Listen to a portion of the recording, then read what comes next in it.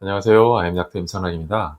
오늘은 HPV 바이러스에 관련된 얘기를 해드리려고 하는데요. 나한테 만약에 HPV 바이러스가 감염됐다면 그걸 다른 가족들한테 옮길 수 있을까? 이거에 대한 내용을 설명해 드리려고 합니다. 대부분 선생님들께서 별로 신경 안 쓰셔도 돼요. HPV 있다고 그거 가면 같이 사는 공간에 있는 가족들한테 옮기겠어요? 화장실 그냥 같이 쓰셔도 되고 같이 식사하셔도 되고 다 괜찮습니다 라고 얘기하세요. 그런데 정말 그런지는 좀 더 명확하게 살펴봐야 돼요. 이 논문은 피부 표면에 사마귀가 있는 환자들한테서 수건이나 뭐 이런 린넨을 같이 쓴다거나 가족 구성원들한테 HPV가 옮겨가느냐 이거를 살펴본 논문이에요. 결론적으로 가족 구성원들의 이마에서 샘플을 채취했더니까 검출됩니다. 그리고 키친타올이나 아니면은 욕실 앞에 깔려놓는 매트 여기에서도 검출이 되고 있어요. 실제로 많은 수가 검출이 되는 상황이거든요. 대부분 선생님들이나 아니면 인터넷 정보에서 바이러스가 옮겨가는 거 신경 안 쓰셔도 돼요. 뭐 그럴 일이 벌어지겠습니까? 그럼 확률은 거의 제로에 가깝습니다.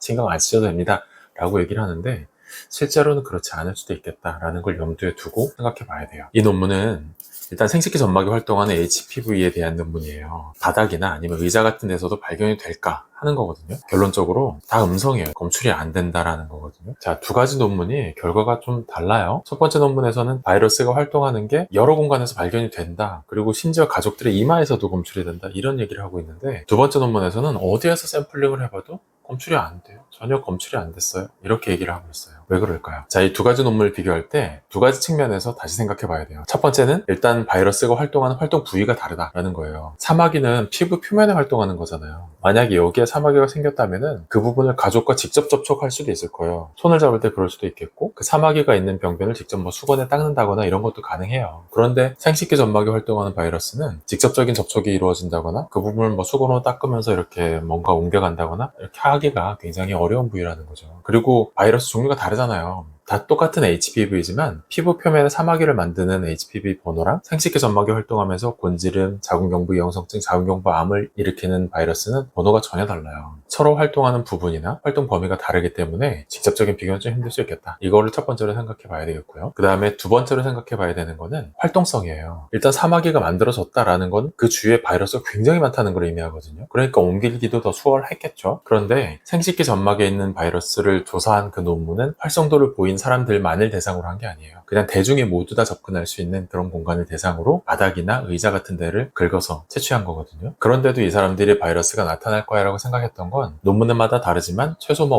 5%에서 많이 본 데는 50%까지 바이러스를 가지고 있는 사람들이 있다라고 보거든요. 그런 사람들이 자유롭게 접근할 수 있는 대중적인 공간에 가서 채취를 해보면 나오지 않을까 하는 그런 생각에 연구를 진행한 거예요. 그런데 결론적으로는 나오지 않았다. 대중들이 일반적으로 접근할 수 있는 그런 공간에서 옮긴다는 건 쉽지 않겠다라는 거죠. 자, 어떻게 결론 내려야 될까요? 일단 HPV는 수건이나 뭐 세면대, 화장실, 변기 이런 데를 통해서 옮겨갈 수 있어요. 있다고 생각을 해야 돼요. 왜냐하면 사막에 있는 분들한테 있는 바이러스가 다른 데로 옮겨가고 있으니까 생식기 점막에 있는 것도 어떻게든 접촉을 하면 옮겨갈 수 있다는 가능성은 열어놔야 된다. 그런데 어떨 때만 옮겨가냐면 활성도가 많이 높을 때, 만약에 내가 바이러스가 검출만 되고 다른 병변이 없다면 그렇게 크게 걱정하지는 않으셔도 돼요. 그런데 그 바이러스가 활동성을 높이기 시작하면서 곤지름을 만들었다거나 아니면 자궁경부 이형성증까지 형성돼 있다라고 한다면 그때는 수건 따로 쓰시는 게 좋을 것 같아요. 변기, 요새 코로나 이후로 변기나 이런 데 닦는 제품도 굉장히 많이 있어요. 그런 걸로 사용 전후에 닦아주시는 게 좋을 것 같아요. 분명히 내가 바이러스가 굉장히 많이 활동하고 있는 상황이라면 다른 데 접촉하면서 옮겨갈 가능성이 있다고 생각하고 조심하는 게 좋겠다. 자, 오늘은 바이러스를 가족들한테 옮길 수 있는지에 대해서 설명을 드렸고요. 활동성이 높은 상황, 곤지름이나 자궁경부 이형성증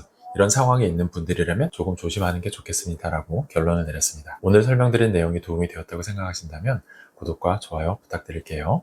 긴 영상 시청해주셔서 감사합니다.